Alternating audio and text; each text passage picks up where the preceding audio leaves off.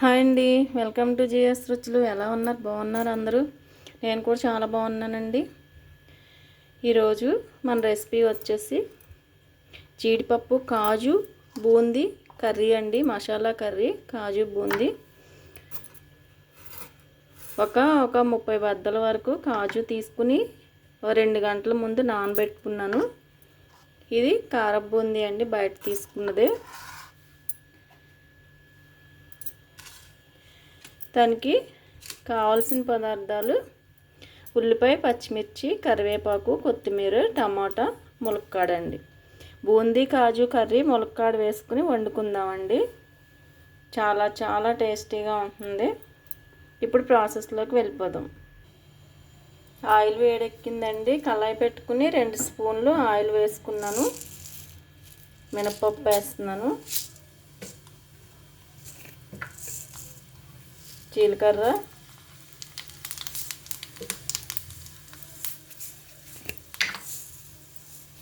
ఆవాలు,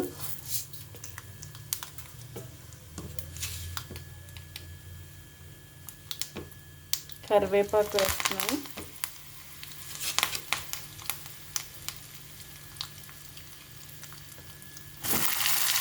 ఉల్లిపాయ, పచ్చిమిర్చి వేసేసుకుందామండి.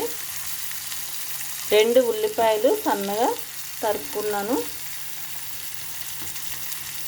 ఈ కూరకి కొంచెం ఉల్లిపాయలు ఎక్కువే పడతాయండి. మనం ఎగ్ కర్రీకి కోసుకున్నట్టు కొంచెం ఎక్కువ కట్ చేసుకోవాలి. సన్నగా కోసుకుంటే బాగుంటాయి. అలాగే 2 పచ్చిమిర్చి,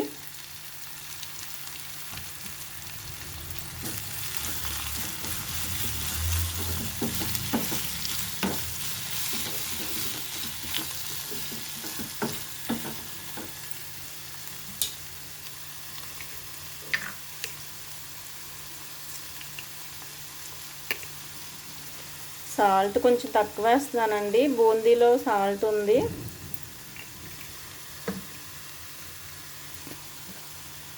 తర్వాత చూసి వేసుకోవచ్చు. పసుపు,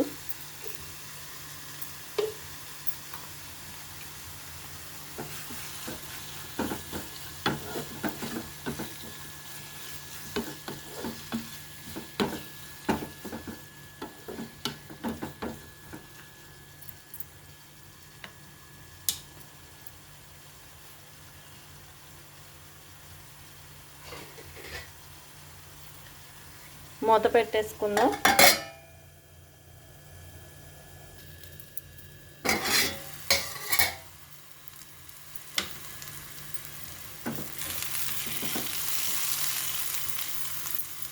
ఇప్పుడు అల్లం వెల్లుల్లి పేస్ట్ వేసేసుకుందాం. 1 స్పూన్ వేసుకున్నానండి. ఈ కర్రీ కొంచెమే చేస్తున్నాను. 1 కప్పు బూందీతో చేస్తున్నాను.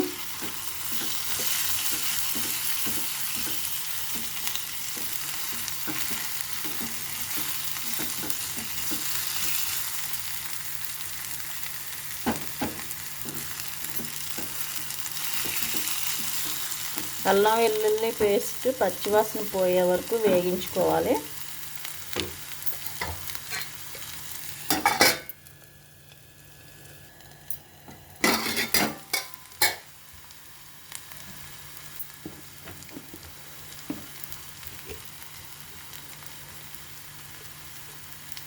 ఒక 1/2 స్పూన్ కారం వేస్తున్నాను. కారం బూందీలో కూడా కారం, మసాలా, ఉప్పు అన్నీ ఉన్నాయండి. అందులో బయట తెచ్చింది కదా. తర్వాత చూసి వేసుకుందాం.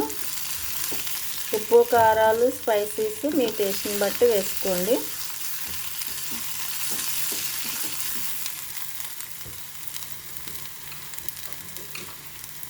ఇప్పుడు ములక్కాడ ముక్కలు వేసేసాను. అలాగే టమాటా కూడా వేసేద్దాం. 1 టమాటా తీసుకున్నానండి. అలాగే ములక్కాడ కూడా మీడియం సైజ్ ములక్కాడ 1 తీసుకున్నాను.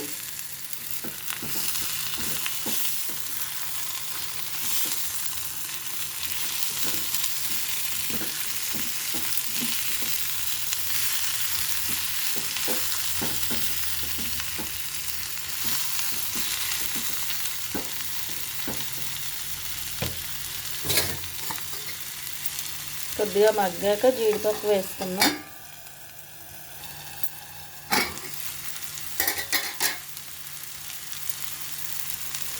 ఇప్పుడు జీడిపప్పు కూడా వేసేద్దాం.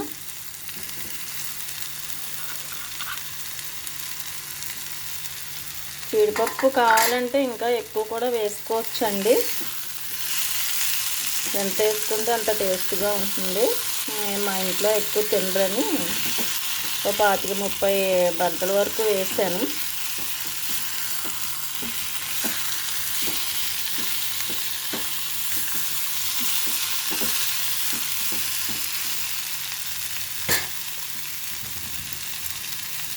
కొద్దిగా మగ్గాక వాటర్ వేసుకుందాం.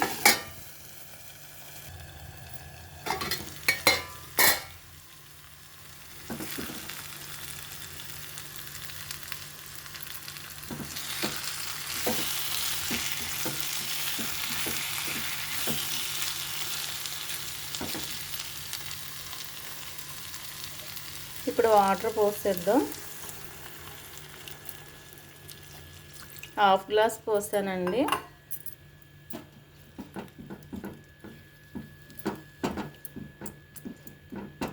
ములక్కాడ అన్నీ జీడిపప్పు ఉడికిన తర్వాత మనం బూందీ వేసేసుకుందాం.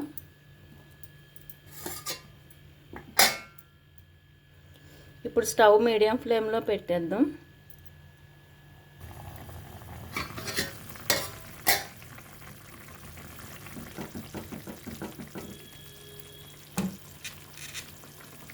కొత్తిమీర వేసేద్దాం.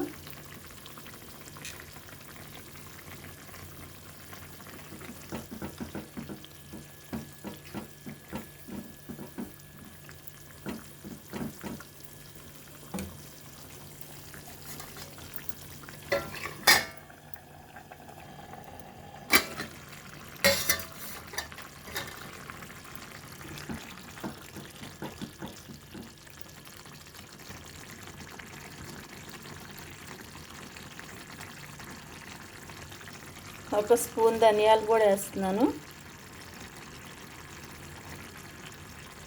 1/2 స్పూను గరం మసాలా. బూందీ కొంచెం మసాలా ఫ్లేవర్ ఉందండి, డిమార్ట్లో తీసుకున్న బూందీ అది, అందుకే కొంచెం మసాలా తగ్గించి వేసాను.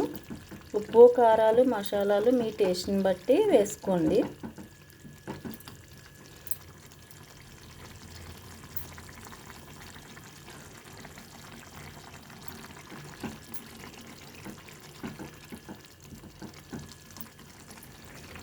ఇప్పుడు మనం బూందీ వేసేద్దాము. బూందీలో అక్కడక్కడ పల్లీలు ఉంటే వేరేసుకోండి, మీకు ఇష్టం ఉంటే ఉంచుకున్నా పర్వాలేదు.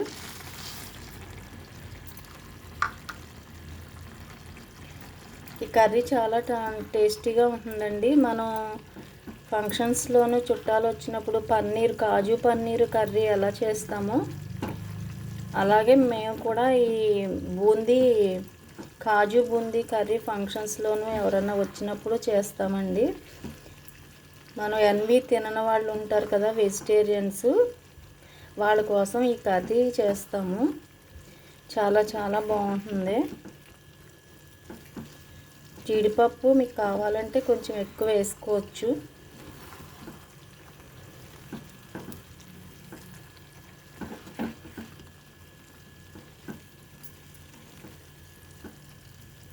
మూత పెట్టేద్దామండి. ఒక 2 నిమిషం అయితే అయిపోతుంది.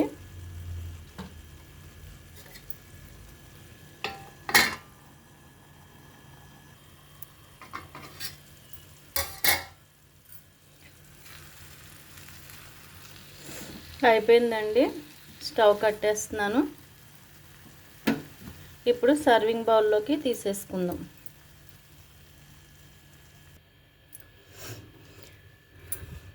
కాజు బూందీ ములక్కాడతో మసాలా కర్రీ అండి.